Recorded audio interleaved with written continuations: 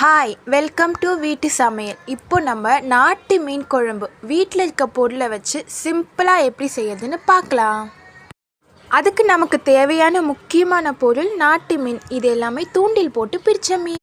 அடுத்தது புளி கரைசல். 1/2 மணி நேரம் புளியை ஊற வச்சு வடிகட்டி எடுத்து வச்சுக்கோங்க.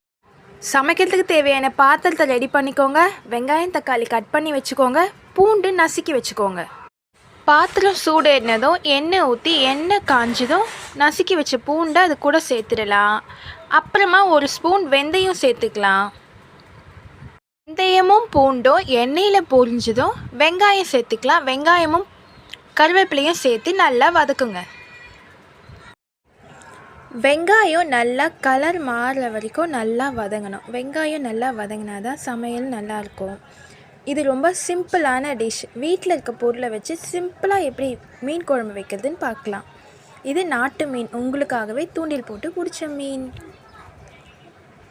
வெங்காயம் நல்லா வதங்கட்டும். நல்லா வதங்க விடுங்க. இந்த மாதிரி நல்லா வதங்கணும். நல்லா வதங்கினதுக்கப்புறம் தக்காளி சேர்த்துக்கலாம். தக்காளி சேர்த்து நல்லா வதக்கி விடுங்க. தக்காளி வேகட்டும். நம்ம இப்போ புளி கரைசலை வடிகட்டி ரெடி பண்ணி வச்சுக்கலாம்.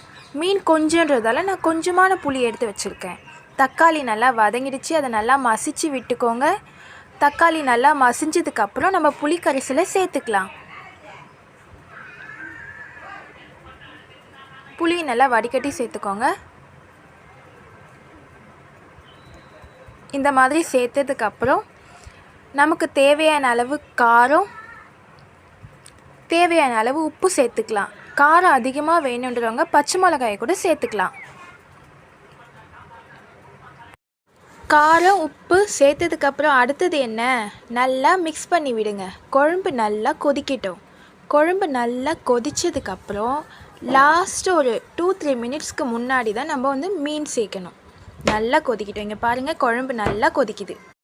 குழம்பு நல்லா கொதிக்கிறத நம்ம கொதிக்கிறதுலேருந்து வர வாசனையை வச்சு கண்டுபிடிக்கலாம். கொதிக்கும் போது வாசனை அவ்வளோ நல்லாயிருக்கும்.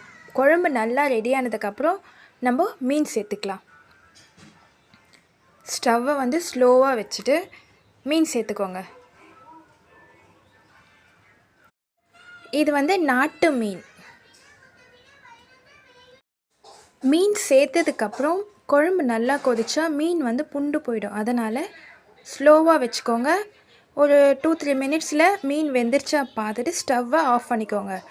இங்கே பாருங்கள், மீன் குழம்பு நல்லா ரெடி ஆகிடுச்சு. மீனும் வெந்துருச்சு. இவ்வளோதாங்க, டேஸ்டான நாட்டு மீன் குழம்பு ரெடி. இப்போ என்ன, அடுத்தது மீன் குழம்பு சாப்பிட்டு பார்க்கலாம். எனக்கு நாட்டு மீன் குழம்பு தோசை சேர்த்து சாப்பிட ரொம்ப பிடிக்கும். உங்களுக்கு எப்படி பிடிக்குமோ நீங்கள் அந்த மாதிரி சாப்பிட்டுக்கோங்க.